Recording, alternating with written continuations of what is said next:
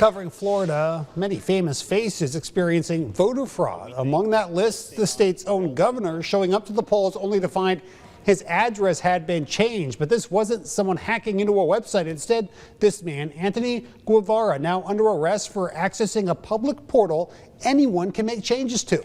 Our Sophia Hernandez following the story for us tonight, and she joins us live. And Sophia, explain how this can happen.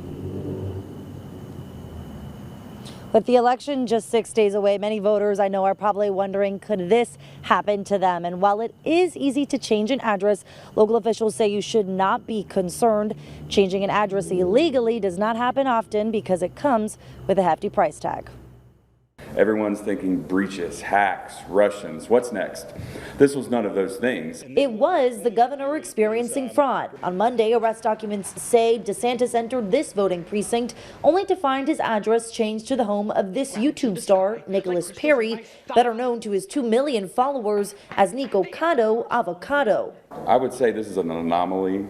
There's no benefit for a criminal to do this kind of thing, so why would this thing happen? According to the Leon County Supervisor of Elections, Mark Early, all you need to change an address is a first and last name, date of birth, and check of a box. Again, Early says fraudulent changes are rare, so voters should not be worried. The ability to correct the change is very simple.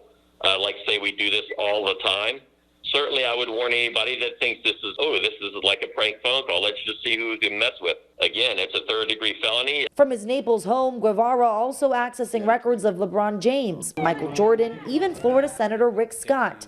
Local officials say they have safeguards to make it easy for voters and tough on criminals. If you make it very difficult to change addresses, then it becomes very difficult for people to do an address change and vote. And so it's a balancing act. And while voters may be wary, the state attorney and Supervisor Early saying this was an isolated incident. This should cause you to doubt the ability of Mr. Early or the state of Florida or the country for that matter, ability to have a fair election next week.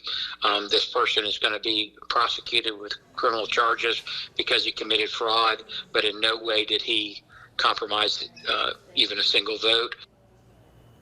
The governor was able to vote that same day. He verified his identity and then changed his address correctly. Now, Dowling has some good practices, he says, to keep complex passwords, but to also use a fake birthday on social media. I also reached out to LeBron James, Rick Scott, and Nico Cotto Avocado on Twitter. I have yet to hear back.